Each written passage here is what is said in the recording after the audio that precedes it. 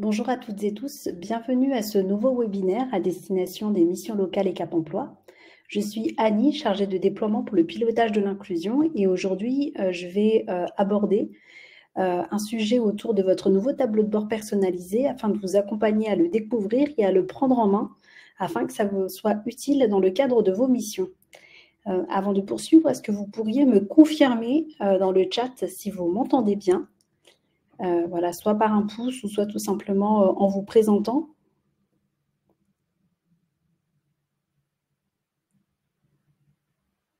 Ah, merci beaucoup pour votre retour, Julien. Bienvenue Nadège, Jérôme, Sarah. Bienvenue à ce nouveau webinaire. N'hésitez pas à préciser, comme Carole, d'où vous venez, sur quel Cap Emploi ou mission locale vous travaillez.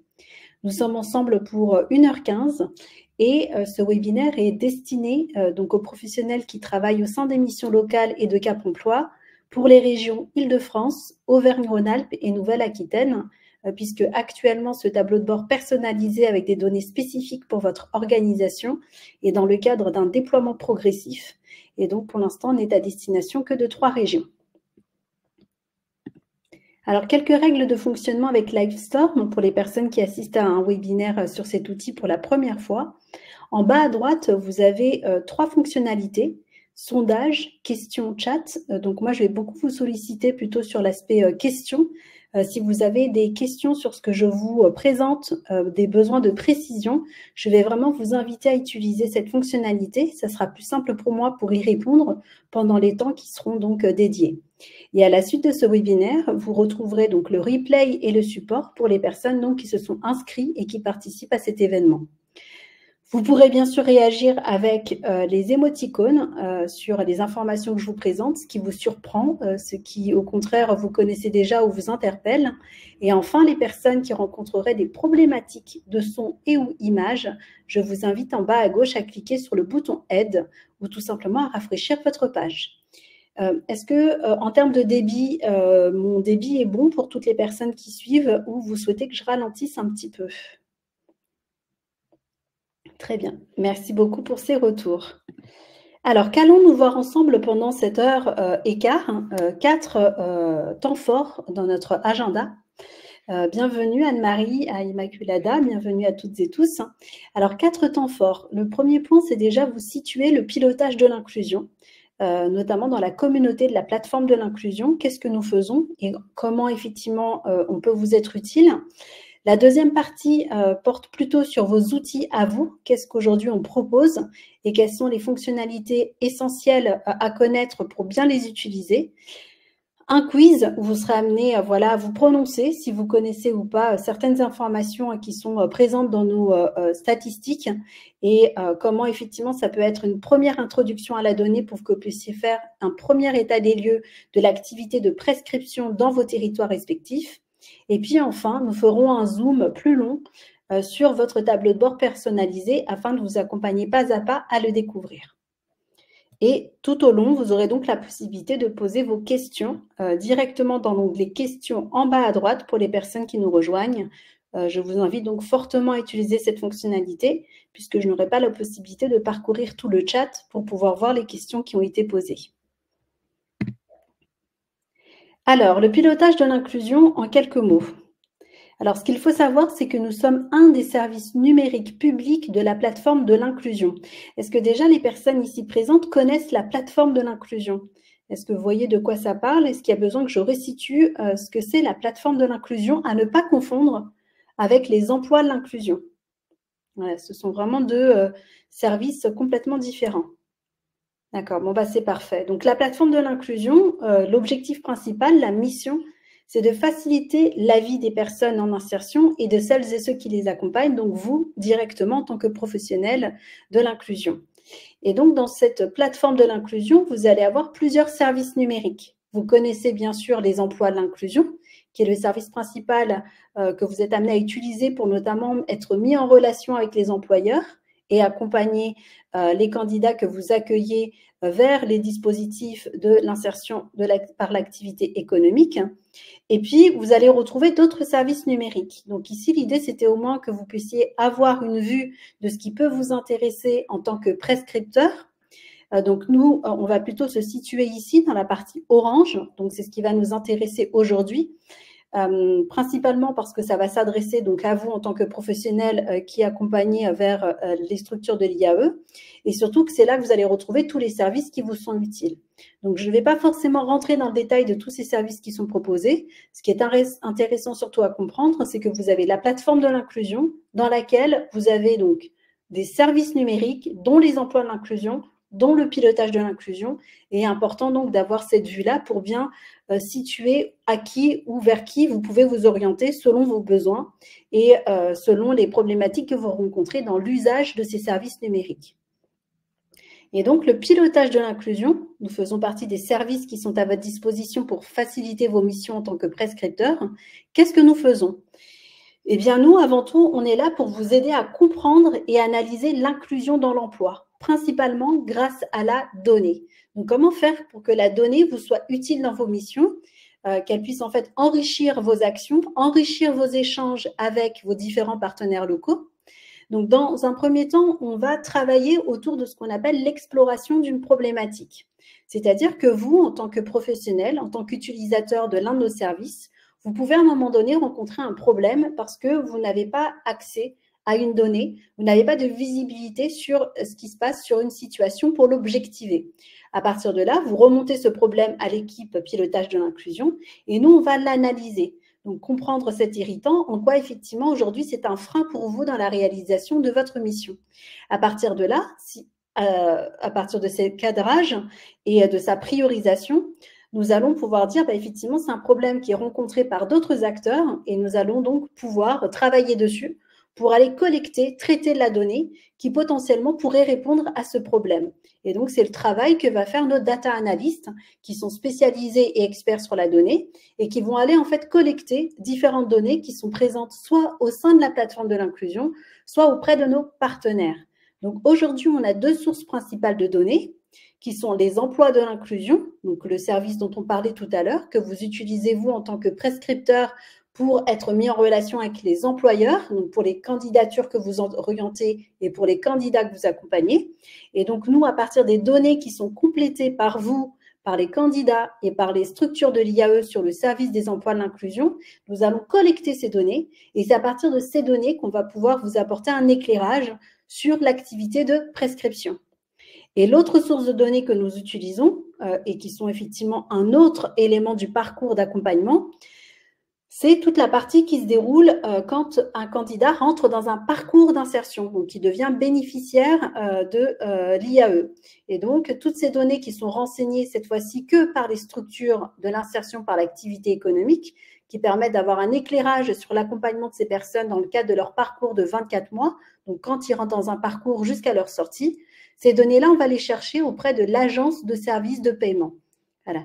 Et donc, ce qui est important à comprendre aujourd'hui, c'est que vous allez avoir un premier éclairage sur toute la partie candidature, donc l'accompagnement que vous faites quand vous recevez le candidat, quand vous faites des orientations de candidature, jusqu'à ce qu'il soit accepté ou refusé par une structure.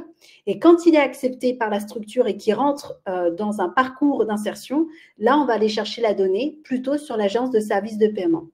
Donc, aujourd'hui, les données qu'on vous propose vont s'axer principalement sur les données qui proviennent des emplois de l'inclusion et donc un éclairage sur votre activité de prescripteur.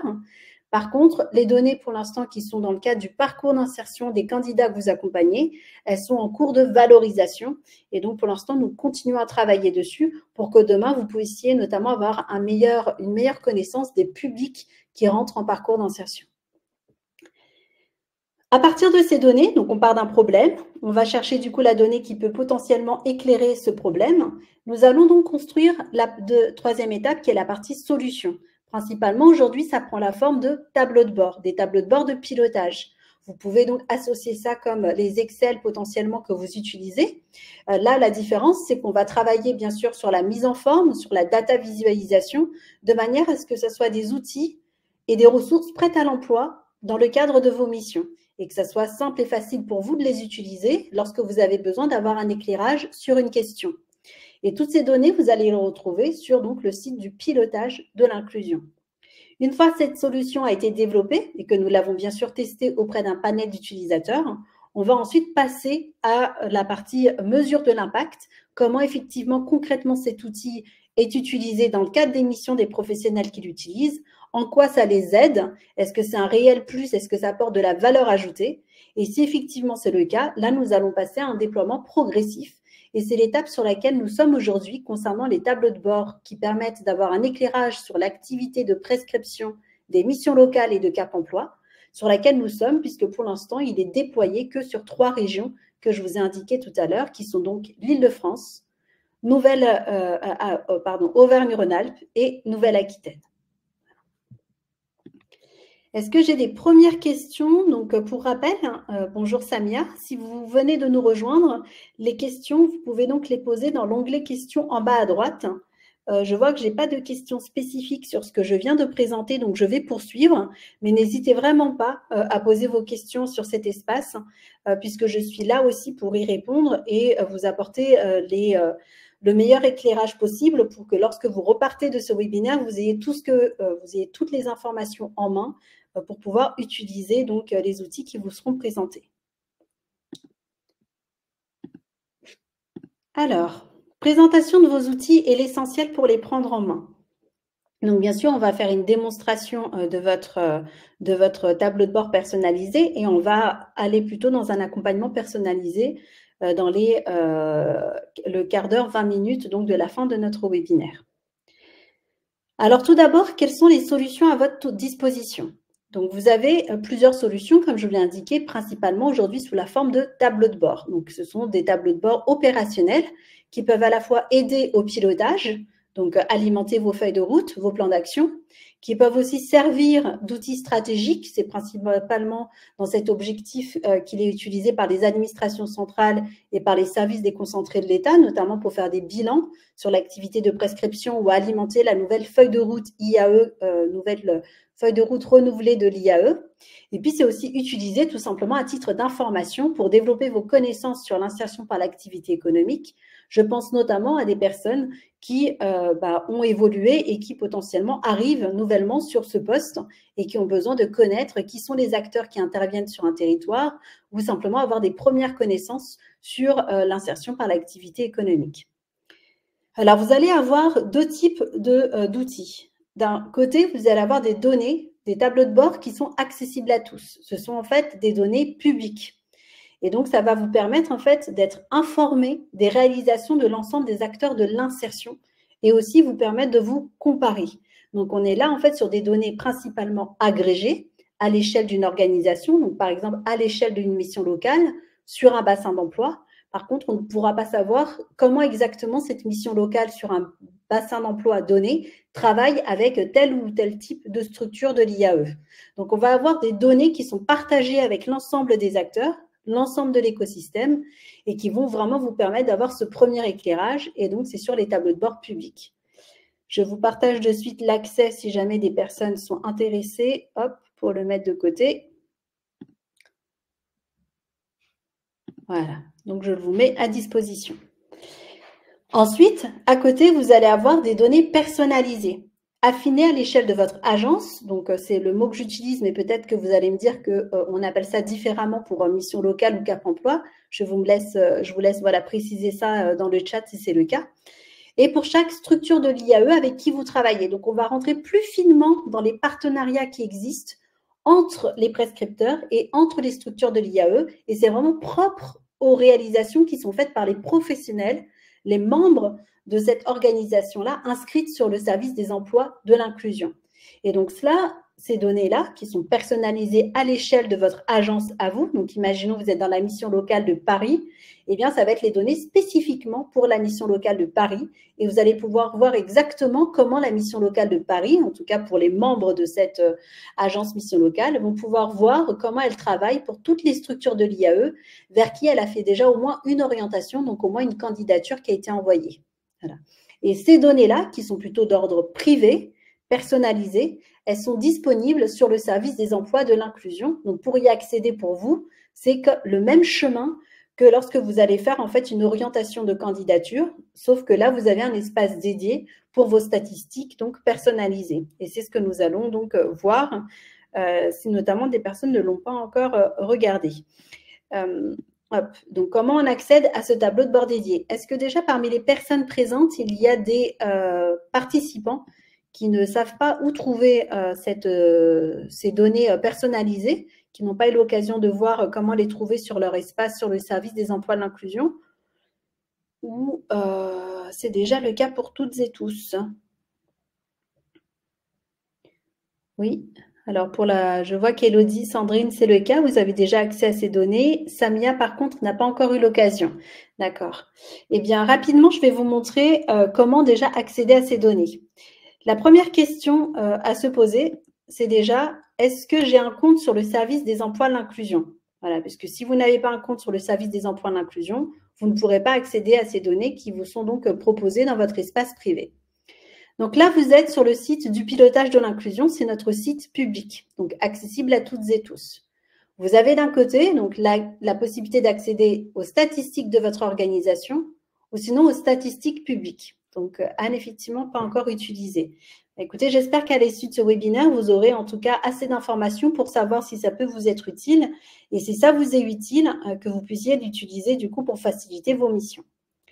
Alors, on parle ici vraiment de statistiques, donc de données auxquelles vous avez accès. Donc, les statistiques publiques, c'est accessible à toutes et tous, et les statistiques de votre organisation seulement aux membres de votre organisation. Comment on y accède? Donc, on a dit là, ce qui m'intéressait, c'est de vous présenter comment accéder à votre tableau de bord privé. Donc, je vais dans statistiques de mon organisation, et là, je vois qu'il y a différents types de profils utilisateurs. Vous êtes donc prescripteur, donc c'est vraiment ça qui va vous intéresser. Vous cliquez à accéder à mes statistiques et vous arrivez en fait sur l'espace, hop, excusez-moi, je reclique dessus et vous arrivez donc ici sur votre espace, sur les emplois de l'inclusion. Vous vous connectez donc bien sûr en tant que prescripteur. Donc là, je vais mettre mon adresse mail de prescriptrice et mon mot de passe et je me connecte. Et là, j'arrive donc sur un espace que vous connaissez déjà. Donc, je vais par exemple prendre la démonstration pour la mission locale de Paris. Donc là, ce que vous voyez, c'est exactement ce que vous voyez, vous, de votre côté, quand vous vous connectez à votre espace sur les emplois de l'inclusion. Donc, vous arrivez toujours par défaut sur l'onglet tableau de bord. Et ce qui a changé, c'est que vous avez 3 sous-onglets. Vue d'ensemble, c'est toutes les données qui vont vous intéresser sur le suivi des réalisations nominatives pour toutes les candidatures que vous orientez et les candidats pour lesquels vous gérez du coup l'accompagnement. Ce qui est important à comprendre, c'est que dans Vue d'ensemble, vous aurez des données nominatives. Sur le pilotage de l'inclusion, pour tous les tableaux de bord que nous développons, il n'y a pas de données nominatives sur les candidats. Donc ça, vous ne le trouverez pas. On est vraiment sur des données agrégées à l'échelle d'une structure, à l'échelle d'une organisation. Donc vous, ce qui va vous intéresser, côté pilotage de l'inclusion, si vous avez souhaité savoir ce qui se passe à l'échelle de votre organisation, vous allez dans statistiques. Donc on voit bien ici que vous êtes sur le pilotage de l'inclusion. Donc nous, on est plutôt dans le code couleur orange et le code couleur bleu, c'est plutôt les emplois de l'inclusion. Et vous arrivez en fait dans 2 rubriques. Une rubrique données personnalisées, une rubrique données publiques. Donc, quand vous cliquez sur données publiques, vous allez de nouveau arriver sur l'ensemble des tableaux de bord, des données qu'on propose et qui sont accessibles à toutes et tous. Donc, que ce soit vous, moi, n'importe quel citoyen intéressé par les enjeux de l'insertion par l'activité économique ou d'autres politiques publiques d'inclusion par l'emploi.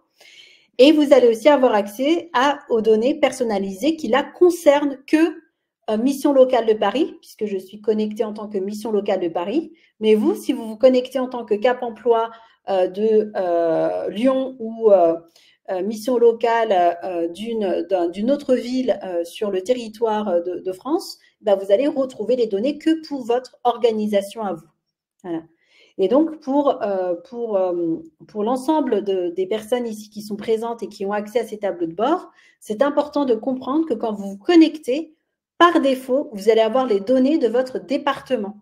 Donc là, ça va être le département de Paris, mais pareil, si vous êtes dans le 95, ça sera le Val d'Oise. Si vous êtes dans les Bouches-du-Rhône, ça sera que les données pour les Bouches-du-Rhône. Voilà, donc ça, c'est important à comprendre sur le périmètre d'accès à la donnée. Est-ce que c'est clair pour tout le monde déjà sur la partie comment accéder à mes données personnalisées? Est-ce que voilà, Sandra et Anne et Astou, voilà, vous saurez retrouver ce tableau de bord dans votre espace privé? Oui, parfait. Alors, qu'est-ce qu'on voit dans ce tableau de bord? Je vois qu'on a 2 questions. Je vais juste les consulter pour voir si ça empêche la continuité. Hop. D'accord. Alors, je vois des questions qui sont plutôt des suggestions d'amélioration, dans ce que je comprends en tout cas, autour du service des emplois de l'inclusion. Alors, je vais, pour bien expliquer la thématique, aujourd'hui, on va vraiment faire un focus sur le pilotage de l'inclusion, un des services numériques qui fait partie de la plateforme de l'inclusion et dans lequel aussi se trouvent les emplois de l'inclusion. Donc, je ne vais pas forcément prendre le temps, sauf s'il n'y a que des questions sur les emplois de l'inclusion, autour des emplois de l'inclusion. Je vais surtout m'axer sur le pilotage. Voilà, donc c'est important de le prendre en compte pour ne pas générer de frustration. Aujourd'hui, notre objectif, c'est vraiment de vous présenter, de vous accompagner dans la prise en main de ce nouvel outil qui vous est dédié pour pouvoir faire un suivi de vos réalisations, donc à l'échelle de votre département et à l'échelle de votre agence Cap Emploi ou mission locale. Alors, les données personnalisées, qu'est-ce qu'on va trouver dans votre outil statistique? Déjà, ce qui est important à comprendre, c'est que ces données sont aussi disponibles pour d'autres acteurs, notamment pour les services déconcentrés de l'État, donc les DETS qui sont dans vos départements. Elles s'appuient beaucoup sur ces données pour pouvoir aussi mobiliser les acteurs sur l'IAE. Donc certaines vont notamment s'appuyer dessus pour faire des bilans, les présenter à l'occasion de journées spécifiques sur l'insertion par l'activité économique, mais ça va aussi venir alimenter les échanges que vous avez avec ces chargés de mission donc, de l'IAE qui se trouvent dans ces services déconcentrés de l'État pour pouvoir aussi développer les partenariats entre prescripteurs et structures de l'IAE. Donc, il y a aussi cet intérêt-là de se dire qu'on a tous ensemble les mêmes données et qu'à partir de là, on peut avoir aussi des échanges objectivés à travers des données donc partagées et qui ne reflètent pas forcément la réalité de votre territoire, mais reflètent en tout cas toutes les actions qui sont réalisées sur le service des emplois de l'inclusion et donc sur le traitement des candidatures, sur le nombre de candidatures que vous envoyez et sur les résultats et les réalisations dans la manière comment ces candidatures sont acceptées, accueillies par les structures de l'IAE. Donc, je clique dessus. Donc, qu'est-ce que je trouve? Déjà, j'arrive sur une page qui me donne des informations utiles pour comprendre ce que je vais retrouver dans ce tableau de bord. Donc, j'invite toutes les personnes qui n'ont pas encore eu l'occasion de le découvrir ou qui ne reviennent pas assez souvent pour comprendre exactement ce qu'ils vont trouver dans ce tableau de bord qui permet de voir l'état des candidatures donc, que vous orientez, c'est de prendre 1 à 2 minutes pour bien lire en fait cette page qui présente des informations. Je vais l'agrandir pour qu'on puisse le voir tous ensemble. Donc, dans cet onglet qui s'appelle « I » comme information, vous allez déjà avoir une information importante, c'est la date de mise à jour. Donc, importante pourquoi? Puisque ça va vous permettre de savoir de quand date la dernière fois que ces données ont été mises à jour. Et aujourd'hui, elles sont mises à jour entre 24 et 48 heures. Ça signifie que ça prend en compte tout ce que vous mettez à jour sur le service des emplois de l'inclusion et tout le travail que réalisent les structures de l'IAE vers qui vous faites ces orientations de candidature. Et donc, si vous travaillez notamment sur faire le bilan à mi-année sur l'activité de prescription de mon agence Cap Emploi, eh bien, vous allez avoir en fait un décalage dans les données si vous le faites aujourd'hui et que vous poursuivez ça dans une semaine. Voilà, donc ça, c'est important, notamment puisque ça peut expliquer pourquoi il y a des écarts, puisque tout au long de cette semaine, il peut y avoir des mises à jour qui ont été faites soit par les professionnels qui font partie de votre agence, soit par les structures de l'IAE qui accueillent et traitent les prescriptions que vous leur envoyez.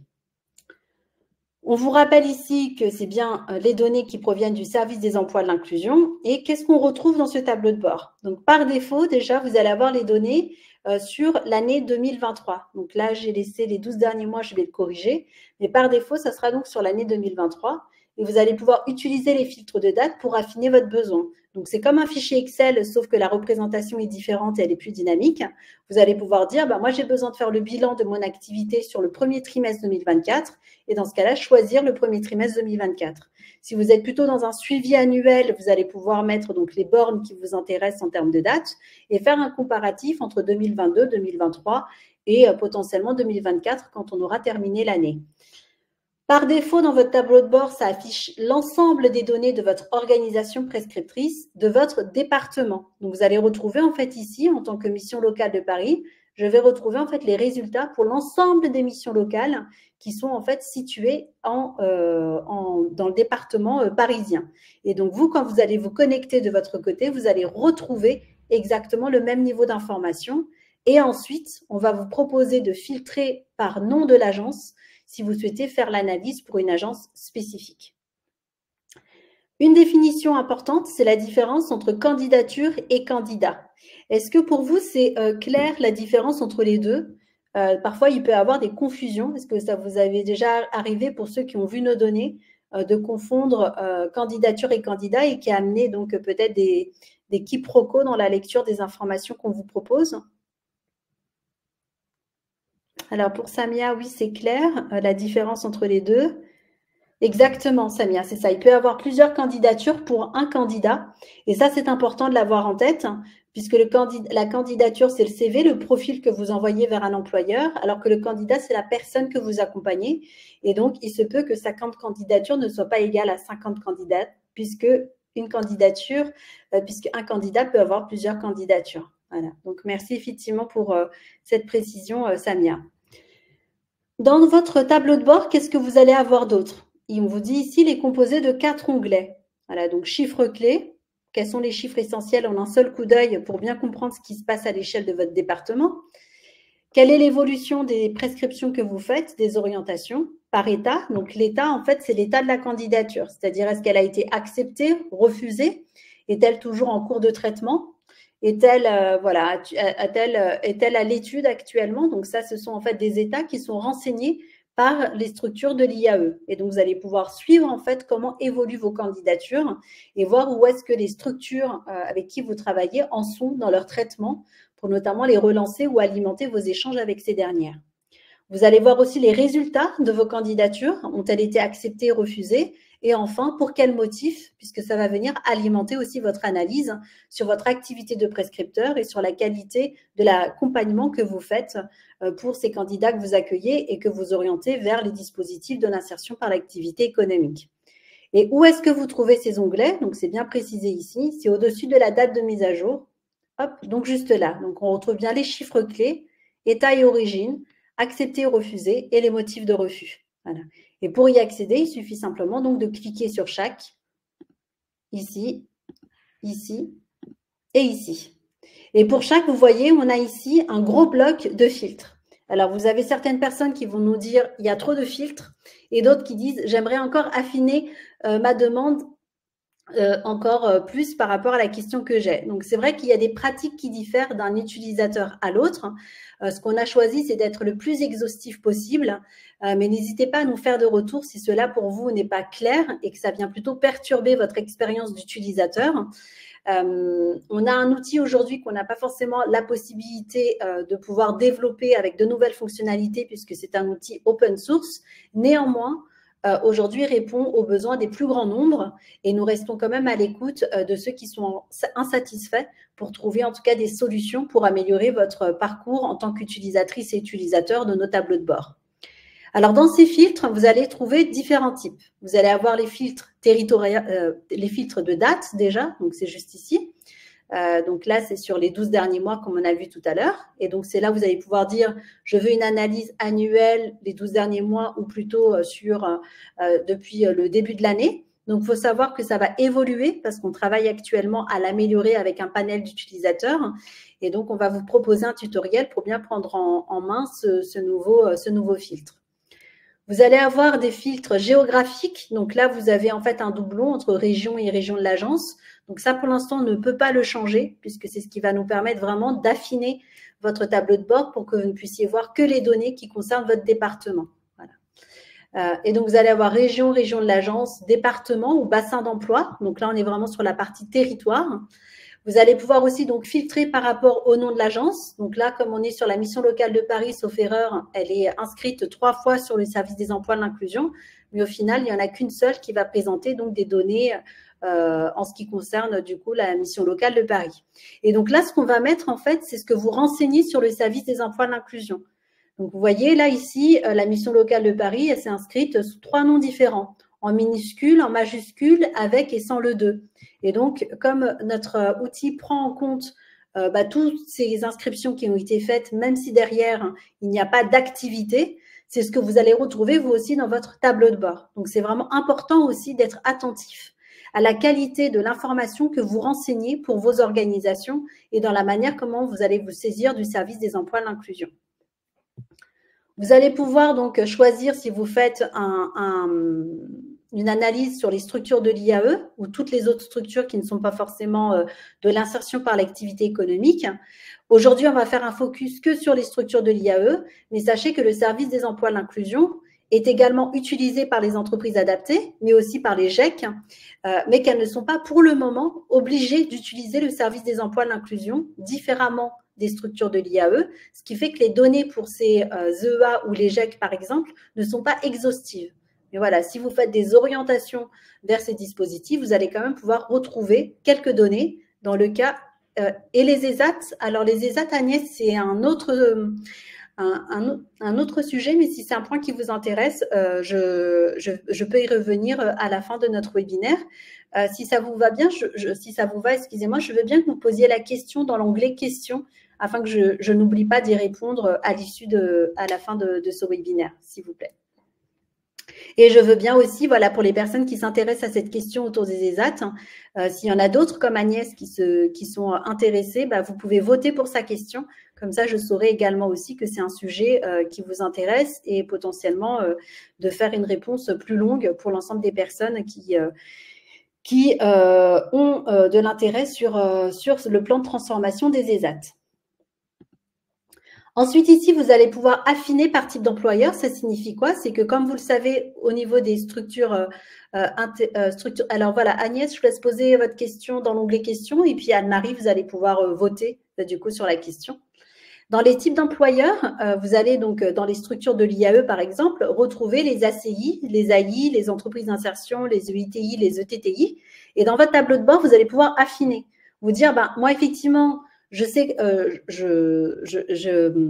je vois comment, j'ai les données essentielles pour savoir comment je travaille avec l'ensemble des structures de l'IAE, mais j'aimerais faire un focus plus spécifiquement sur les entreprises d'insertion et voir comment aujourd'hui je travaille avec elles pour notamment analyser les résultats et peut-être identifier des actions sur les marges de progrès possibles si vous identifiez soit dans vos échanges tout simplement dans la vie réelle ou soit via les données qui sont objectivées, des axes sur lesquels vous pouvez donc mettre en place des actions spécifiques. Dénomination de l'employeur, donc c'est là où vous allez pouvoir affiner à l'échelle d'une structure spécifique. Donc ça, c'est intéressant pour les personnes qui potentiellement savent qu'il y a des grandes structures sur leur territoire avec qui elles travaillent peu ou pas du tout. Et donc, c'est intéressant de voir si c'est bien le cas donc à votre échelle. On va voir tout à l'heure qu'il y a la possibilité pour vous d'avoir meilleure connaissance déjà qui sont les structures de votre territoire et à partir de là, de voir si vous avez ou pas une collaboration vers ces structures. Est-ce que vous faites des orientations vers ces structures qui potentiellement peuvent accompagner des jeunes ou accueillir des personnes en situation de handicap? Vous pouvez aussi choisir le département de l'employeur. Donc, qu'est-ce que ça signifie? Là, ici, ce qu'on analyse, ce sont toutes les orientations que vous avez faites via le service des emplois de l'inclusion. Il se peut que vous faites des orientations vers des fiches de poste ou en candidature libre des candidats, donc leur candidature, vers des structures qui ne sont pas forcément sur votre département. Donc, ça se trouve, elles sont, par exemple, si je prends la mission locale de Paris, ça se trouve, ce sont des départements qui sont hors de la région parisienne pour des personnes qui n'ont pas forcément de problématiques de mobilité. Et bien là, vous allez pouvoir faire ce filtre-là. Vous dire en fait que moi, ce qui m'intéresse, c'est plutôt les structures que du 75 parce que je veux voir comment je travaille avec les structures au niveau local. Ou vous pouvez aussi vous dire, quelles sont les autres structures avec qui je travaille sur les départements limitrophes ou dans d'autres départements pour faire aussi cette analyse puisque là, on voit par exemple qu'il y a beaucoup de départements qui ne sont pas forcément dans la région parisienne et c'est intéressant de comprendre si ces candidatures sont acceptées ou refusées par ces structures, puisque potentiellement, si elles sont refusées et que c'est une question de mobilité, ça peut être un des éléments qui permet de comprendre pourquoi ce motif de refus potentiellement ressort dans vos résultats. Vous pourrez ensuite affiner par tranche d'âge et enfin par genre. Donc là, il suffira simplement de choisir les propositions femmes-hommes ou tranches d'âge qui sont assez classiques puisqu'on a pris en fait les tranches d'âge proposées par la DARES. Voilà. Est-ce que cette partie filtre qui permet de comprendre du coup jusqu'où vous pouvez affiner les données que vous avez, est-ce qu'il y a des choses qui vous interpellent? Est-ce que ça vous a été utile? Est-ce qu'il y a des filtres qui ne sont pas clairs et sur lesquels vous souhaitez que j'insiste et que je fasse une nouvelle voilà, que je puisse représenter. Donc, merci pour votre retour, Samia. J'attends peut-être les quelques-uns. Donc, vraiment, n'hésitez pas à vous exprimer si ce n'est pas clair. L'objectif vraiment de ce webinaire, c'est qu'à la fin, vous repartez quand même avec l'essentiel pour utiliser ce nouvel outil. Bon, bah parfait. Alors, je vais m'arrêter là sur les nouvelles fonctionnalités, puisque quand je vais faire la démonstration avancée de votre tableau de bord, on pourra voir du coup quelques fonctionnalités qui vous seront utiles, notamment pour animer des réunions, puisque vous allez pouvoir exporter ces données si vous le souhaitez, ou exporter aussi en format image. Voilà. Alors, ce que je vous propose maintenant, c'est de faire un mini quiz, mais c'est un quiz qui est très soft. Hein. C'est surtout pour savoir, je vais plutôt d'abord répondre aux questions-réponses, c'est surtout pour se introduire en fait à la donnée. Alors, Agnès pose la question donc suivante sur les ESAT. Comment pouvoir visualiser sur les emplois de l'inclusion la visibilité des emplois en ESAT? Alors, aujourd'hui, les ESAT n'utilisent pas le service des emplois de l'inclusion, en tout cas pas encore. Ce qu'il faut savoir par contre, c'est qu'on a un outil qui permet au moins de comprendre où est-ce que nous en sommes, de faire un état des lieux sur le plan de transformation des ESAT. Donc, ça a été travaillé avec la DGCS et les agences régionales de santé. Donc, moi, je serais intéressée, voilà, pour les personnes qui ont voté, donc les 8 votes, qu'est-ce que vous entendez par là ou qu'est-ce que vous attendrez, enfin, qu'est-ce qui pourrait améliorer du coup votre collaboration avec les ESAT? Parce que pour le moment, ce que nous avons, c'est surtout en fait un outil qui permet aux ESAT et aux agences régionales de santé de savoir en fait aujourd'hui quelle est leur activité en termes d'accueil et d'accompagnement des publics et qui rentrent dans ce plan de transformation des ESAT. Donc, je veux bien un peu plus de précision, comme ça, je vais pouvoir transmettre à la personne qui est en charge de ce dispositif-là et voir de ce qui est possible de faire. Donc, on revient un petit peu à ce que je vous ai dit tout à l'heure, quelle est la problématique que vous rencontrez et sur laquelle vous aimeriez bien, en fait, qu'on apporte une solution. Voilà. Donc, si les personnes peuvent détailler dans le chat, ça sera avec plaisir que j'en prendrai connaissance et que je transmette à la bonne personne au sein de notre équipe. Alors, êtes-vous sûr que l'on puisse candidater dans tous les départements? Alors, en fait, quand vous êtes sur les emplois de l'inclusion, sauf erreur, vous avez la possibilité donc d'accéder à toutes les fiches de poste qui sont proposées par les structures de l'IAE. Il n'y a pas forcément, je crois qu'il y a eu des évolutions qui vont vous permettre quand même d'affiner sur le choix du territoire ou sur les typologies en fait de structures. Par contre, après, oui, les chiffres montrent qu'il y a effectivement des personnes qui candidatent pour des structures ou des fiches de poste qui ne sont pas forcément sur leur périmètre. Il n'y a pas de frein à la mobilité, de limite à la mobilité géographique. Donc oui, tout à fait, c'est possible. Et c'est ça qu'on observe et c'est pour ça qu'on apporte aussi cet éclairage-là dans l'accompagnement des prescripteurs, puisque ça peut venir éclairer aussi la qualité de l'accompagnement, surtout si la personne a des freins en matière de mobilité. Alors, la question de Jérôme, j'accompagne un jeune dont le statut sur la plateforme est pas SIAE valide, suspendu, pardon. Nous ne comprenons pas d'où vient cette suspension et cela entrave la possibilité de lui prescrire un autre chantier d'insertion. Pouvez-vous nous aider, s'il vous plaît? Alors, c'est un sujet qui est très spécifique au service des emplois de l'inclusion. Ce que je vais surtout vous inviter, c'est plutôt leur écrire directement. Donc, je vais vous mettre dans le besoin d'aide directement leur formulaire de contact. Donc, pour toutes les personnes qui rencontrent des problèmes, voilà, je le mets dans le chat, formulaire de contact pour les emplois de l'inclusion. Et c'est surtout là qu'il faut donc poser vos questions. Voilà, puisque là, je ne vais pas pouvoir vous apporter une réponse, malheureusement, Jérôme, car je n'ai pas la réponse à cette question. Samia, est-il possible de faire remonter un axe d'amélioration? Peut-on avoir la possibilité de rechercher les SIAE par leur nom et non seulement par secteur géographique? Alors, j'ai l'impression que cela a évolué, mais peut-être que je me trompe, Samia. Par contre, je prends note et je la remonte du coup à l'équipe qu'on appelle ici l'équipe UX-UI, qui se charge en fait justement de travailler au sein du service des emplois à l'amélioration des parcours utilisateurs sur ce service. Donc, c'est bien noté, j'ai pris votre question que je remonterai à l'équipe concernée aussi sur les services des emplois de l'inclusion. Donc, je n'ai pas d'autres questions, donc je vous propose voilà, de prendre 5 minutes et de répondre à ces quelques questions que je vous partage directement sur votre écran. Alors, l'objectif, qu'on introduise la donnée pour vous apporter en fait quelques premières connaissances et apprentissages grâce aux outils à votre disposition. Et donc, ça va vous permettre de faire un premier état des lieux. Donc là, on va ne pas parcourir en fait les données plutôt privées qu'on présentera tout à l'heure. On va plutôt à partir de données qui sont accessibles à toutes et tous. Et donc, la première question que je souhaite vous partager, c'est selon vous, déjà, combien de conseillers mission locale ou Cap Emploi sont inscrits sur le service des emplois de l'inclusion dans vos régions respectives? Voilà. Vous pouvez répondre dans le chat pour savoir si effectivement c'est une information que vous connaissez et en quoi ça peut vous être utile. En fait, grâce aux données qu'on récupère du service des emplois de l'inclusion, déjà, ça va vous permettre de connaître qui intervient sur vos territoires. Est-ce que l'ensemble des missions locales ou des Cap Emploi sont bien inscrites sur le service des emplois de l'inclusion, sur le territoire ou la région, département sur laquelle vous êtes? Combien de professionnels se saisissent du service des emplois de l'inclusion pour savoir aussi si à l'échelle, par exemple, de votre site, tous les conseillers sont bien inscrits sur le service des emplois de l'inclusion, surtout s'il y a un objectif de développer les prescriptions et l'accompagnement des jeunes ou des personnes en situation de handicap vers les structures de l'IAE. Alors, je vois 200 pour Gladys sur son territoire. Sandra nous parle de 50 par région environ. Alors, cette donnée, elle est disponible donc sur le service du pilotage de l'inclusion. Alors, comment la retrouver? Vous allez en fait dans votre tableau de bord, toujours. On va donc sur statistiques. Et ça se trouve en fait dans les données publiques. Donc là, vous cliquez sur accéder au tableau de bord public et vous arrivez sur notre espace avec les données publiques. Ces données sur le nombre de prescripteurs, elles sont juste ici. Zoom sur les prescripteurs.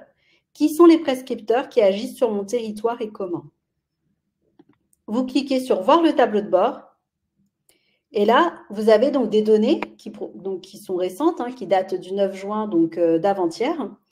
Et vous avez donc des données qui vont vous permettre de savoir qui intervient en tant que prescripteur sur votre territoire. Il faut savoir que ce sont des données qui sont également utilisées par les structures de l'IAE pour pouvoir savoir qui sont mes partenaires, avec qui je vais pouvoir en fait échanger et nouer en fait des dialogues parce que je ne les connais pas et donc je vais essayer de me faire connaître pour recevoir du coup des candidatures, notamment pour les structures qui peinent à recruter.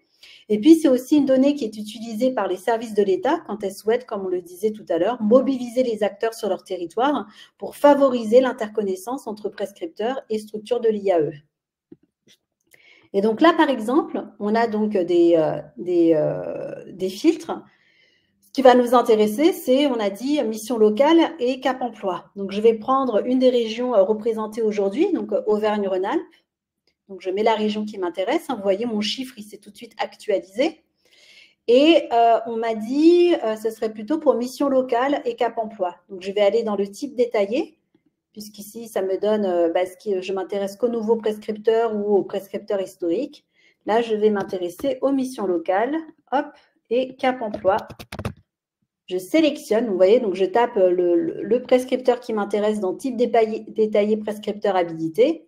Je sélectionne bien Cap Emploi et mission locale. Je fais ajouter mon filtre. Hein, donc, j'ai bien Cap Emploi, mission locale. Et vous voyez là, mon chiffre, il s'est encore affiné. Donc, au total, pour Cap Emploi et mission locale, j'en ai 76 organisations prescriptrices qui sont inscrites sur le service des emplois de l'inclusion sur l'Auvergne-Rhône-Alpes. Ensuite, ce qui est intéressant, c'est au-delà de ces 76, combien de conseillers ça représente? Quelle est la force en fait vive de professionnels qui se saisissent du service des emplois de l'inclusion? La donnée qu'on n'a pas aujourd'hui, c'est est-ce que ces professionnels sont toujours actifs? Il se peut que ça fait 12 mois qu'ils ne se soient pas du tout connectés au service des emplois de l'inclusion ou qui n'ont pas fait d'orientation vers l'IAE. Mais ce qu'on sait aujourd'hui, c'est qu'à date, il y en a encore 1606 qui sont inscrits sur le service des emplois de l'inclusion. Et donc, ils travaillent dans les 76 organisations ici pour l'Auvergne-Rhône-Alpes. Ensuite, ce qui est intéressant, c'est de voir la répartition entre ces deux types en fait de prescripteurs. Donc, vous pourrez aussi en choisir d'autres si vous souhaitez voir un peu comment ça se passe chez France Travail. Donc, on voit qu'il y en a 62 pour la mission locale, 14 pour Cap Emploi en nombre d'établissements et que ça représente 1382 conseillers pour l'un et 224 pour Cap Emploi. Et en dessous, vous avez en fait le détail. Donc, vous pouvez savoir qui sont toutes ces missions locales et tous ces Cap Emploi qui se saisissent, donc qui sont inscrits, référencés sur le service des emplois de l'inclusion. Et donc là, vous pouvez affiner par département en cliquant sur l'intitulé de la colonne, voilà, ou par ville ou par code postal. Donc, dès que vous cliquez sur l'intitulé de la colonne, ça vient organiser par ordre croissant ou décroissant ou par ordre alphabétique, du coup, votre tableau. Et là, vous avez toutes les données donc, qui concernent ces acteurs-là qui interviennent. Et vous pourrez donc voir, par exemple, ici, je suis donc la mission insertion jeune Aurillac dans le Cantal, dans la ville d'Itrac. Au total, il y a 25 conseillers qui sont inscrits sur le service des emplois de l'inclusion. Donc, c'est intéressant si vous travaillez, par exemple, pour cette mission locale, de savoir si ça reflète pour vous l'activité, le nombre de personnes qui travaillent sur ce sujet, sur cet enjeu dans votre organisation. Dans le cas contraire, ça peut être voilà, un objectif de se dire, bah, tiens, c'est intéressant de présenter le service des emplois de l'inclusion et de voir tous ensemble comment on peut s'en saisir pour accompagner davantage de jeunes vers les structures de l'IAE. Voilà. Et ces données, si ça vous intéresse, il suffit de passer avec votre souris dessus.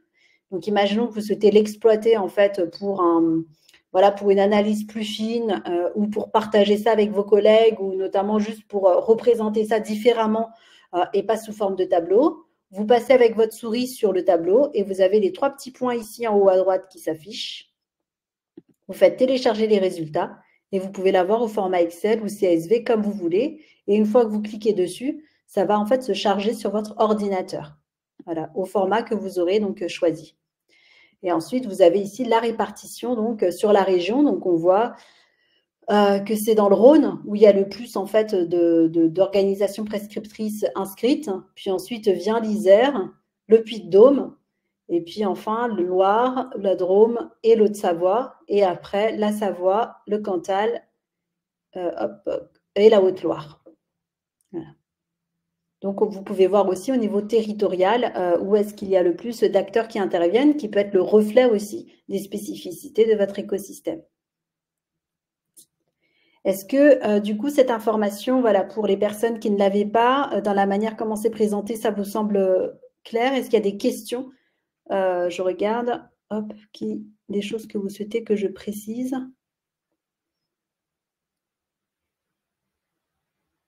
Alors, je répondrai bien sûr à votre question tout à l'heure, Samia.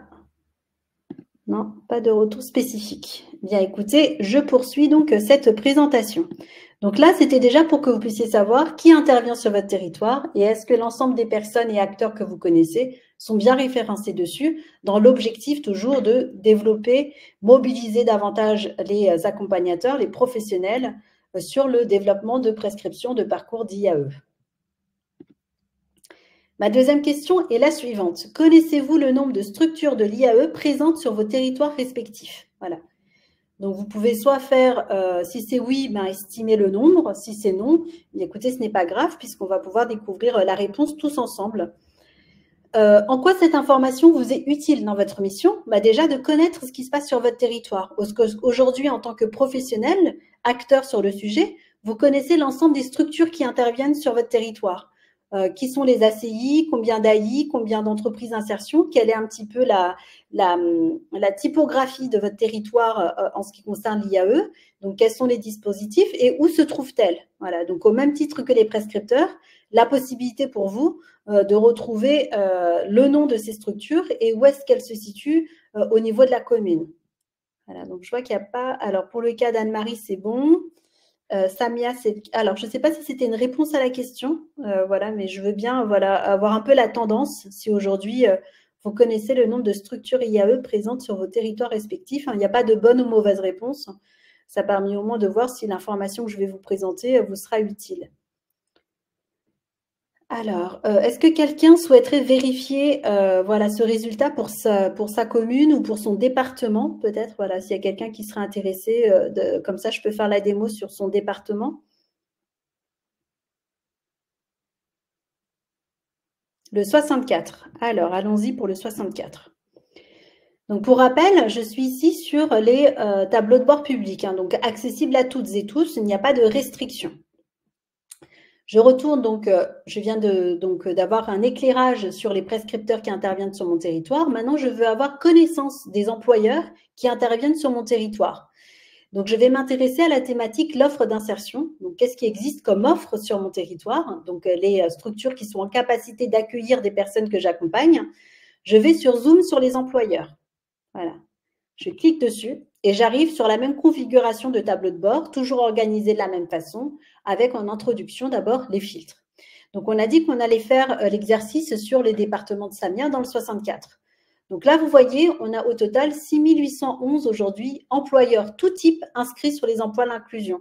Donc, que ce soit des entreprises adaptées, des GEC, vous retrouvez là, ici, l'ensemble des employeurs qui se saisissent du service des emplois de l'inclusion. Et nous, on va faire un zoom sur les structures de l'IAE. Donc, sur ces 6811 employeurs, il y a 4696 structures de l'IAE, donc des structures mères, hors antenne. Donc, ce qu'on appelle antenne, c'est souvent les établissements. Et donc, il y a au total 4696 structures mères. Et si on inclut les établissements, les antennes, vous rajoutez donc 1330 au total. Et donc, nous, on va se poser la question donc, pour le 64. Donc, on est en Pyrénées-Atlantiques. On va choisir, bien sûr, la catégorie employeur, comme on a vu tout à l'heure. Ce qui nous intéresse, ce sont les structures IAE. J'ajoute mon filtre. Et donc, au fur et à mesure, vous voyez les chiffres s'actualiser en direct sur mon écran. Et donc là, si on prend le 64 pour Samia, c'est ça, je ne me trompe pas puisque je vois maintenant 78. Voilà, 64 pour Samia, on a donc 31. Ah, pardon, vous avez 64 SIAE. Écoutez, ici en tout cas, à partir des résultats et de ce qui est sur le service des emplois de l'inclusion, au total, il y a 29 structures mères. Voilà, qui sont 29 structures de l'IAE qui sont inscrites sur le service des emplois de l'inclusion. Et il y a 2 antennes, ce qui fait donc, on va dire, 31, si on prend en compte effectivement les antennes. Et ça se répartit de la manière suivante. Il y a 29, donc 45% qui sont des ACI, 17% des ateliers d'insertion, 31 des entreprises d'insertion et puis près de 7% de TTI. Donc, ce sont les données, en fait, ce sont les mêmes données qu'on retrouve également au niveau de l'agence de services de paiement. Voilà. Si on prend, voilà, donc du coup, vous avez la répartition par type ici. Donc, c'est ce que je viens de présenter tout à l'heure, avec aussi le nombre de postes proposés. Et puis enfin, le détail, comme tout à l'heure pour les prescripteurs, vous l'avez aussi pour les employeurs, la liste de toutes ces structures. Vous voyez ici, vous avez toute la liste. Donc, si vous en avez plus, Samia, de votre côté, c'est de voir quelle est la différence, enfin, qu'est-ce qui explique cette différence par rapport à cette donnée chiffrée et celle dont vous disposez, sachant que ces données-là, c'est vraiment celles qu'on retrouve aussi dans les déclarations donc, de l'agence de services de paiement. Et puis ensuite, vous avez ici toutes les adresses et la possibilité, comme tout à l'heure, d'exporter ça et de télécharger les résultats au format Excel, si notamment vous souhaitez identifier leurs coordonnées pour organiser des réunions ou simplement vous présenter auprès de structures avec qui vous ne travaillez pas du tout, par exemple.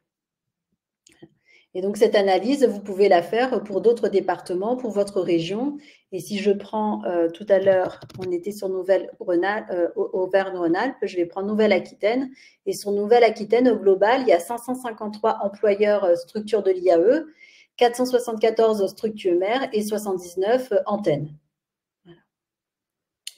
Et si vous voulez vraiment affiner encore davantage, vous avez aussi la partie commune. Voilà, donc s'il y a une commune spécifique sur laquelle vous souhaitez identifier toutes les structures selon l'agence sur laquelle vous êtes, eh bien, vous allez pouvoir aussi l'affiner à ce niveau-là. Donc là, c'est vraiment au niveau local. Si vous souhaitez avoir une vue un peu plus large, vous pouvez l'étendre sur les autres territoires. Vous avez dit que vous étiez dans les Yvelines. Pardon. J'ai du mal, hop. Voilà, donc dans les Yvelines, il y en a 57. Voilà, donc 49 structures mères et 8 antennes. Alors, est-ce qu'il y a des questions spécifiques sur cette donnée que je viens de vous présenter? Est-ce que ça vous semble utile et intéressant par rapport à votre rôle d'accompagnateur, de professionnel? On est vraiment là plutôt, première donnée, premier état des lieux.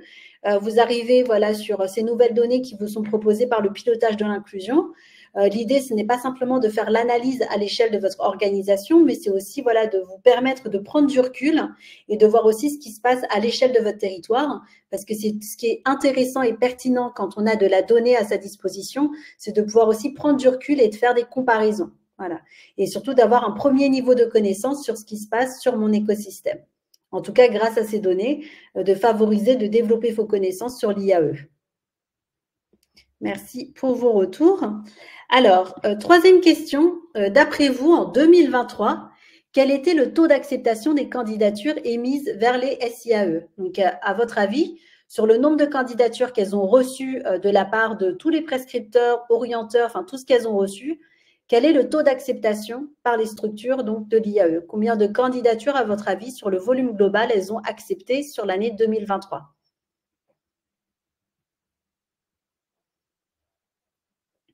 Merci pour ce retour, Anne-Marie. Alors, Samia nous dit 20% donc, sur son département, 40, non, au niveau national. Donc, on arrive à 50% pour Anaïs, 40% pour Carole et 60% pour Nadège, 10% pour Élodie. D'accord. Bah, alors, pareil. Donc, ces données-là, en fait, en quoi ça peut être intéressant pour vous? Vous allez bien sûr avoir les données affinées à l'échelle de votre organisation sur votre tableau de bord privé, comme on a vu tout à l'heure et qu'on va parcourir plus en détail. Mais ce qui est intéressant pour vous, en fait, c'est d'avoir des données aussi, des données avec lesquelles vous allez pouvoir vous comparer.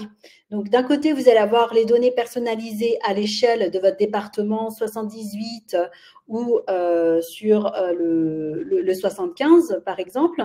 Et vous allez pouvoir mettre ça en comparaison sur ce qui se passe, en fait, sur les autres départements de votre région ou sur la région ou sur le niveau national. Et donc, savoir un peu comment vous vous situez par rapport à la moyenne, ce qui permet d'avoir une analyse globale de vos réalisations.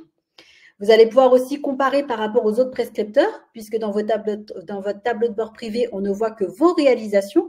Vous allez pouvoir aussi regarder ce qui se passe côté France Travail, côté département, côté nouveaux prescripteurs habilités, pour voir aussi s'il y a d'autres acteurs qui accompagnent des jeunes ou des personnes en situation de handicap. Vous allez pouvoir regarder si effectivement, en termes de public et d'accueil et de traitement des candidatures, vous avez les mêmes résultats pour l'ensemble des structures de l'IAE. Et puis enfin, ce sont des données aussi publiques qui vont venir alimenter vos rapports et vos réunions afin de pouvoir aussi mettre en exergue vos résultats avec les résultats d'un territoire plus large. Alors, verdict, quel est ce taux d'acceptation? Eh bien, on va retourner donc sur votre outil qui est public. Donc là, je suis toujours sur des données accessibles à toutes et tous. Je me connecte toujours sur statistiques publiques.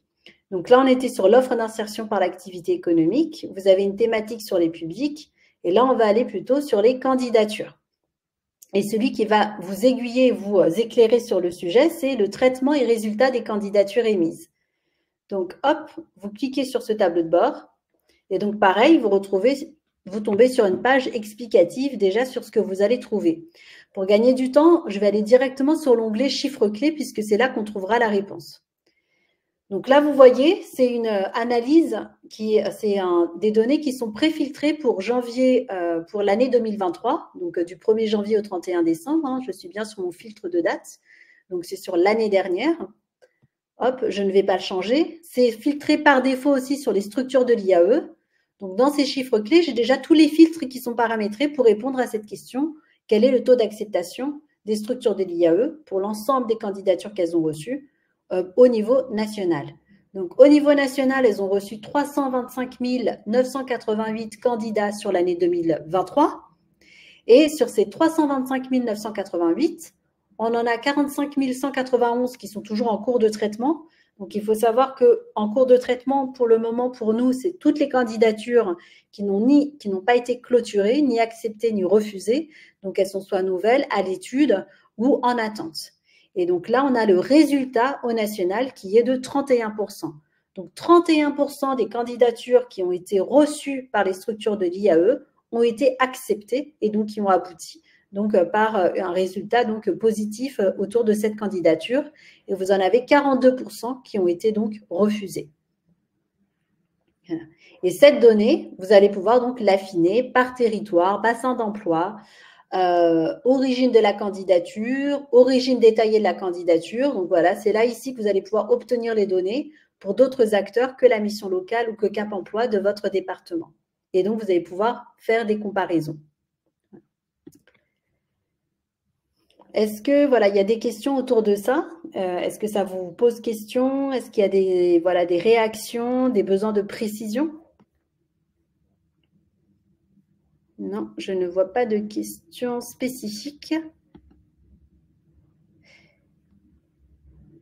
Alors oui, c'est peu, Anaïs, ça dépend toujours voilà, déjà du volume de candidatures qui ont été reçues, puisqu'il y en a encore beaucoup qui sont en cours de traitement. Et ensuite, il y a aussi l'analyse par rapport à votre territoire. Si par exemple vous comparez ce résultat, donc prenons, je crois qu'on avait, voilà, je reprends le 78, hop, des Yvelines. Donc, comment on se situe par exemple dans les Yvelines, donc c'est ça qui est intéressant, c'est de faire des comparaisons. Donc, on avait en fait 31% à l'échelle nationale. Donc, on va pouvoir voir ici par exemple qu'est-ce qu'il en est pour le département des Yvelines.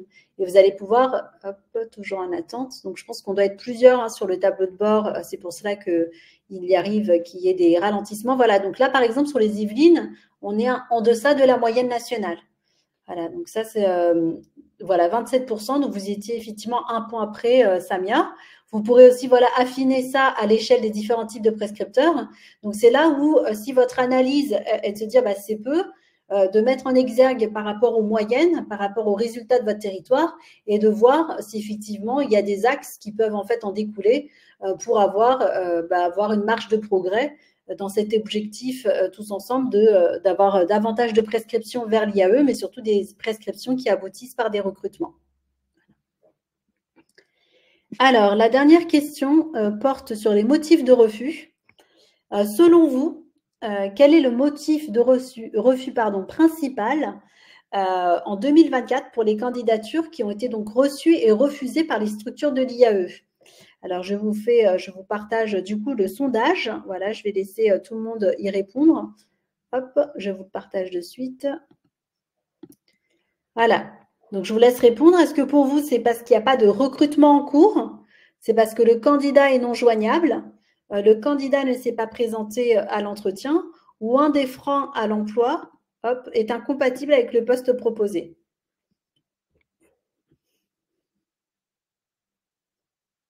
Donc là, l'idée, c'est quelle est-elle? En quoi cette information peut vous être utile? C'est déjà de comprendre pourquoi les candidatures que vous orientez sont refusées.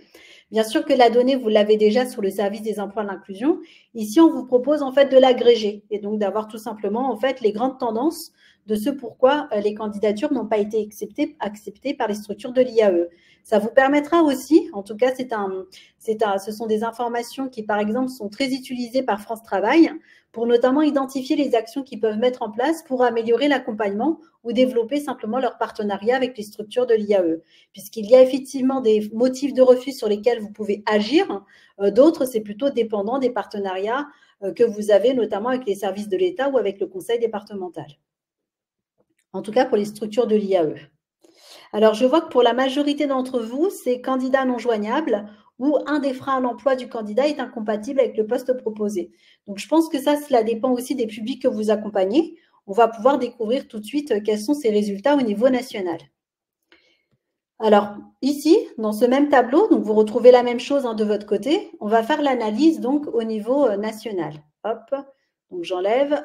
On a mis donc depuis le 1er janvier 2024. Donc, je vais changer hop, mon filtre et je vais mettre à partir du 1er janvier 2024. Hop, je mets à jour mon filtre.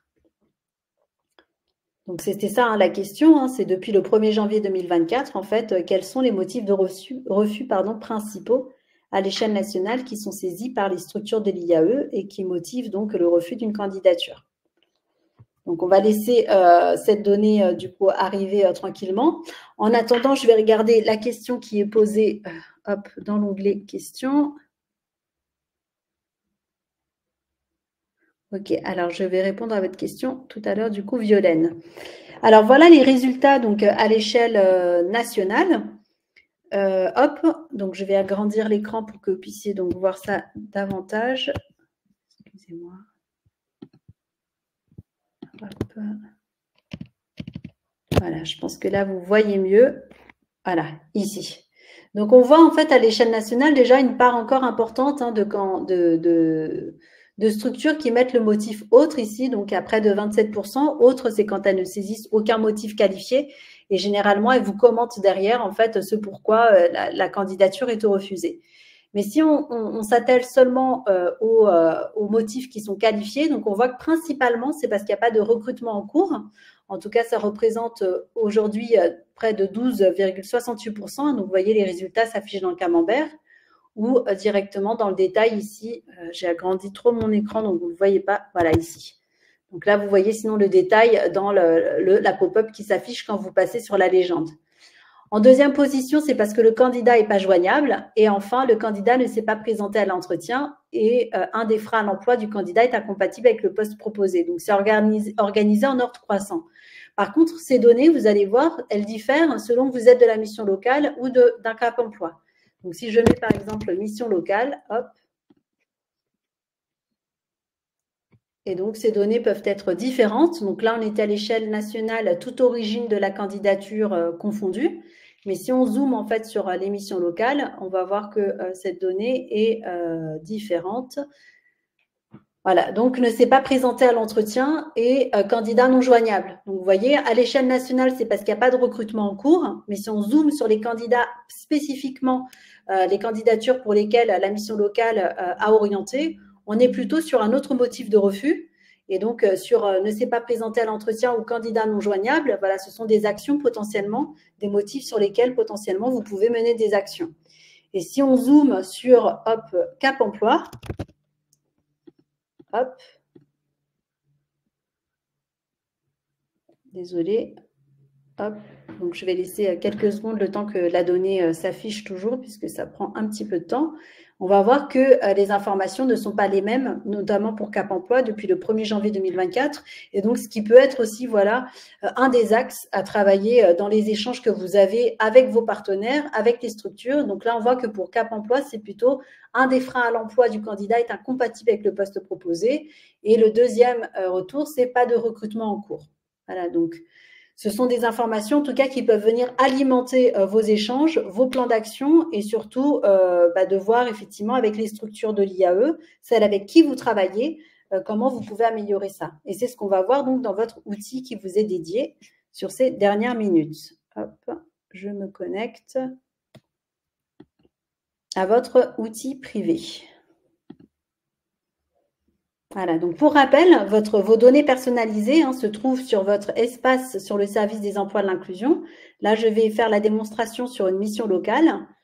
Ça se trouve donc dans l'onglet tableau de bord et dans le sous-onglet statistiques.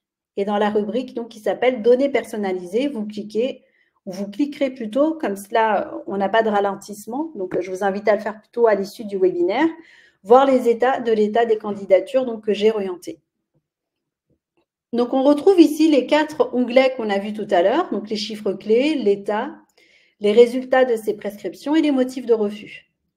Dans les chiffres clés, donc on retrouve toujours voilà, les filtres dont on parlait tout à l'heure. Ce qui sera intéressant pour vous, c'est que vous allez avoir à la fois les données à l'échelle de la mission locale de Paris, donc de votre mission locale à vous, de votre Cap emploi à vous, et vous allez voir comment en fait vous vous situez à l'échelle nationale, donc pour l'ensemble des missions locales de France. Donc, on compare ici les mêmes organisations. Côté Cap emploi, ce que vous allez voir, c'est ce qui se passe à l'échelle de votre périmètre, donc de votre département, et puis à côté, ce qui se passe pour les Cap emploi au niveau national. Et donc, ce qui vous permet rapidement d'avoir en fait une vue comparée des réalisations entre votre périmètre à vous et le périmètre national. Donc là, si je regarde sur le 75, au total, il y a 1868 candidatures qui ont été orientées donc sur les 12 derniers mois. Pour rappel, je suis sur les 12 derniers mois. Il y en a 62 000 à l'échelle nationale, donc je représente moins de 5% de ces réalisations. J'ai 11% de candidatures acceptées, alors qu'au national, il y en a 25. Donc, ça donne aussi voilà, un cap sur qu'est-ce qui peut être mis en place, sur les marges de progrès que je peux avoir et surtout de comprendre pourquoi, effectivement, à l'échelle de mon agence, j'ai moins de candidatures acceptées que celles de l'ensemble des missions locales à l'échelle de France. Au total, j'ai encore 373 candidatures en cours de traitement et il y en a près de 15 000 à l'échelle nationale, voilà, sur les 12 derniers mois. Donc ça, c'est une première vue qui vous donne en fait, voilà, globalement où est-ce que vous en êtes et de pouvoir réutiliser ça si vous le souhaitez dans vos réunions et vos rapports. Ensuite, on vous parle de l'état et origine des candidatures. Donc ça, c'est intéressant en fait, surtout sur la partie état, puisque ça va vous permettre de suivre l'évolution mois par mois et année après année. Donc là, pour l'instant, on a des données mensuelles, mais on va vous rajouter les données annuelles de comment évoluent les candidatures orientées par toujours la mission locale de Paris. Donc là, c'est l'ensemble des missions locales de Paris. Et si vous souhaitez, comme je le disais tout à l'heure, affiner, il faut aller dans le nom de l'agence et choisir l'agence qui vous intéresse, vous, particulièrement. Ici, on va rester à l'échelle du département. Donc, toutes et tous, vous voyez les données de votre département quand vous vous connectez à votre tableau de bord privé.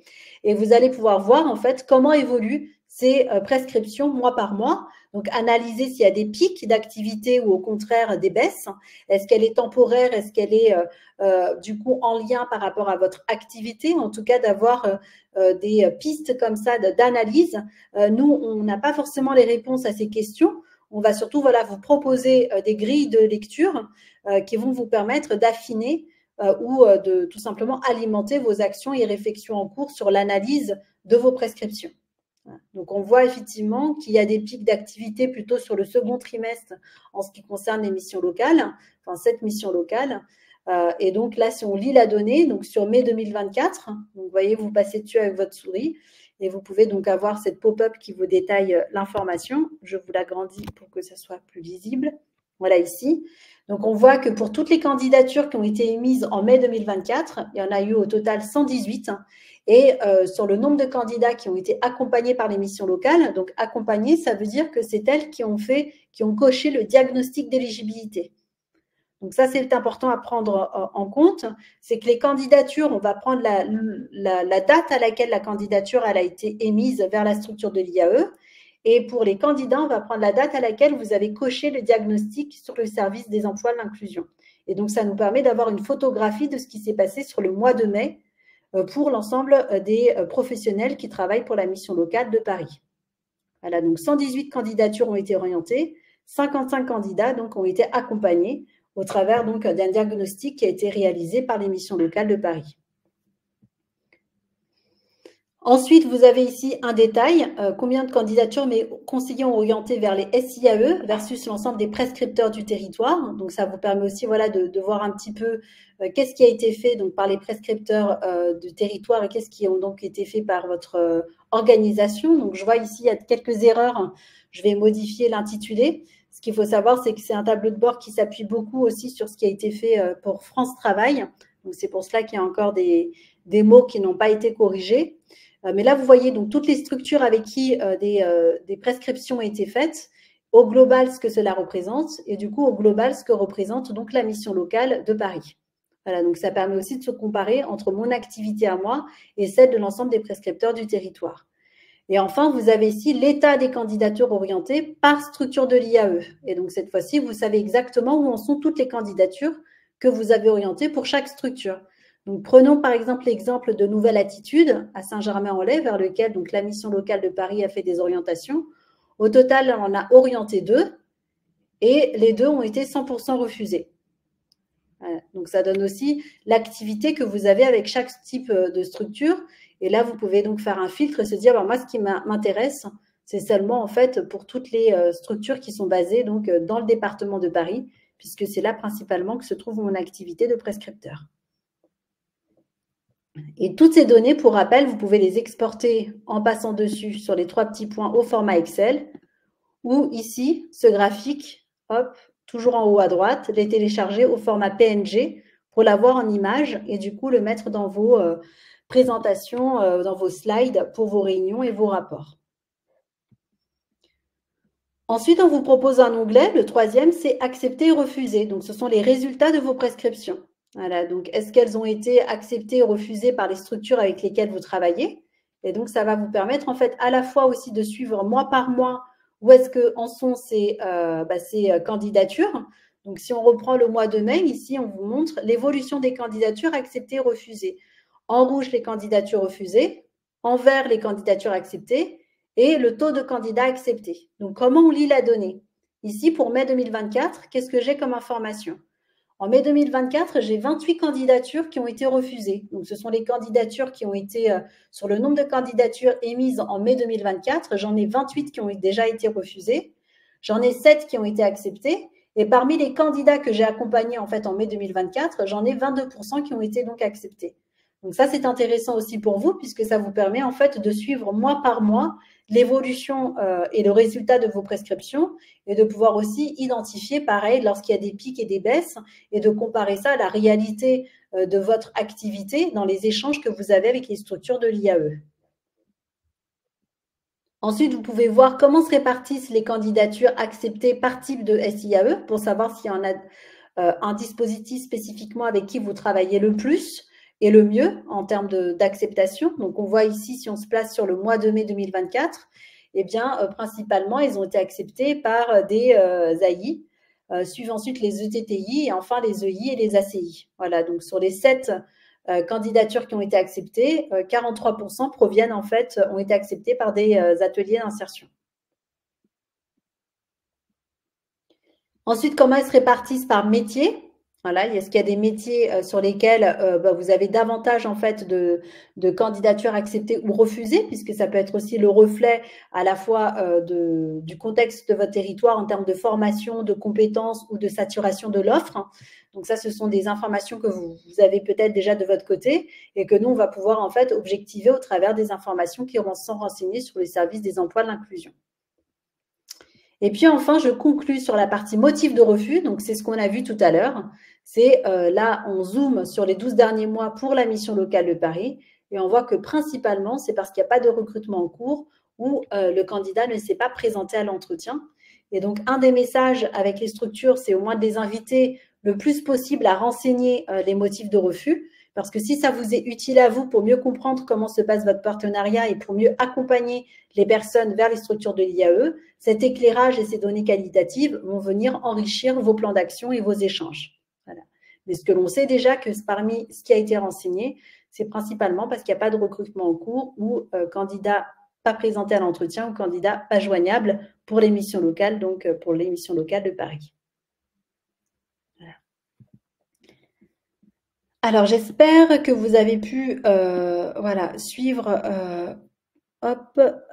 voilà, je suivrai et poser vos questions. Alors, je vais prendre le temps de répondre aux questions sur les dernières minutes. Alors, je m'excuse, je dépasse un peu le temps par rapport à ce qui était prévu.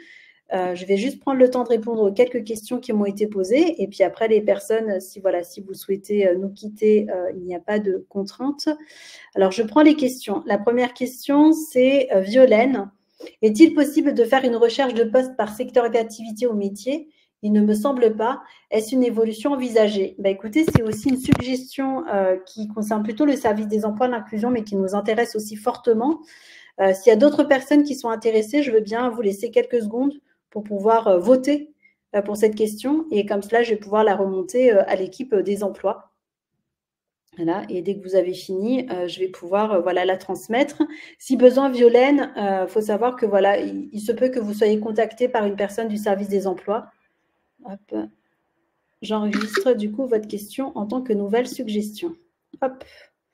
Deuxième question d'Astou. Est-il obligatoire que le jeune ait le pass IAE pour pouvoir le candidater? Comment obtient-on ce pass? Alors, ça, c'est une question très spécifique aussi sur le service des emplois de l'inclusion. Il faut savoir que le pass est délivré déjà si le candidat est bien éligible et accueilli, donc recruté par une structure de l'IAE. Et donc, c'est de cette façon-là, en fait, que le pass est délivré.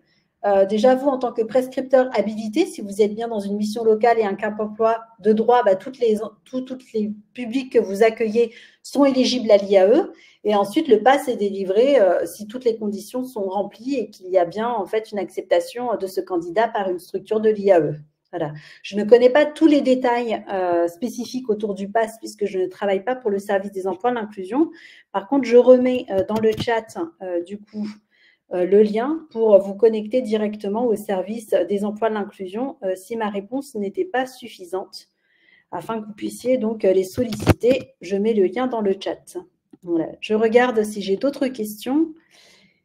Et ensuite, hop, comment peut-on modifier le nom de l'administrateur du compte dans le cas où il ou elle a quitté la structure?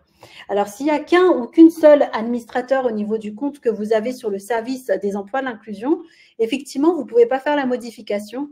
Pour cela, en fait, la seule façon de le faire, c'est de contacter le service support des emplois de l'inclusion, puisque ce sont les seuls à pouvoir modifier les statuts. Voilà. Et donc, il suffit simplement d'indiquer que vous êtes la nouvelle personne qui administre le compte, et donc vous allez recevoir un mail confirmant que vous êtes la nouvelle administratrice, Samia, donc du compte dont vous parlez. Et donc, vous allez pouvoir vous-même gérer les membres de votre structure. Je prends la question d'Anne-Marie. Il semble qu'il n'est pas possible de voir que les passes de nos prescriptions. Comment faire pour voir ceux des autres prescripteurs? Alors, je crois que justement, c'est limité seulement à ceux que vous gérez. Pour l'instant, il n'y a pas de demande spécifique là-dessus. Mais par contre, voilà, s'il y a d'autres acteurs qui sont concernés par cette demande d'Anne-Marie et qui aimeraient voir, ce qui est intéressant, c'est de préciser pourquoi, en quoi cela peut vous être utile. Et après, pareil, je poserai et je montrerai la question d'Anne-Marie. Donc, voilà, s'il y a d'autres personnes qui sont intéressées, je veux bien que vous votiez sur cette question, s'il vous plaît. Pour l'erreur autour de l'adresse, Samia, donc c'est votre deuxième question. S'il s'agit donc d'une erreur que vous avez renseignée sur l'adresse sur le service des emplois de l'inclusion, alors vous n'avez plus effectivement la possibilité de le modifier vous-même parce qu'il y a eu pas mal d'erreurs qui ont été faites et ce qui fait que ça faussait notamment les données statistiques. Donc pareil, c'est une demande que vous pouvez faire directement sur le service des emplois de l'inclusion. Voilà, donc j'ai mis dans le chat le lien pour les contacter. Donc voilà, je vous invite à faire cette démarche-là directement. Et on a effectivement enlevé cette possibilité il y a quelques mois, puisque parfois les personnes changeaient l'adresse, mais pas le code postal. Et donc, on retrouvait des Cap Emploi ou des France Travail rattachés aux Bouches-du-Rhône ou au Var, alors qu'en fait, c'était des agences qui étaient sur d'autres départements. Et donc, ça venait fausser en fait vos tableaux de bord de suivi. Voilà. Alors, je n'ai pas d'autres questions, je crois. Combien de temps il reste sur le pass? D'accord. Je veux bien, du coup, je prends les sujets pour Anne-Marie et pour Élodie pour les remonter du coup au service des emplois de l'inclusion. Je vous propose de nous quitter sur un dernier sondage afin de savoir ce que vous avez pensé en fait de ce webinaire, donc savoir si vous a été utile ou pas, donc de pas du tout utile à extrêmement utile. Donc voilà, n'hésitez pas à soumettre vos avis. Si notamment vous n'étiez pas totalement satisfait, n'hésitez pas aussi à préciser dans le chat. Je vois que pour certaines personnes c'était assez utile ou pas très utile. Donc voilà, je suis preneuse de vos retours puisque c'est ce qui nous aide à nous améliorer pour chaque webinaire. Merci en tout cas pour les personnes qui ont trouvé leurs réponses à leurs questions et leur forte participation à ce webinaire. Et merci à toutes et tous d'avoir pris le temps en tout cas de participer. Si vous avez des questions concernant le pilotage, je vous mets du coup le lien directement dans le chat. Donc, si suite à ce webinaire, vous avez besoin d'approfondir le sujet, vous souhaitez tout simplement nous poser des questions sur une meilleure compréhension des données, eh bien, sachez que nous aussi, nous sommes joignables et que vous pouvez donc nous contacter directement. Hop, je vous mets ça le chat, formulaire, pilotage. Et pour les personnes qui sont intéressées, on va organiser une session début juillet, questions-réponses, pour les personnes voilà, qui ont des questions spécifiques sur le pilotage et autour de leurs données, de manière vraiment à vous accompagner le mieux possible dans la prise en main de ces nouvelles informations qui sont à votre disposition. Voilà. Donc, merci à toutes et tous. Merci pour vos retours. Je vous souhaite en tout cas une très belle journée et à bientôt sur le pilotage de l'inclusion.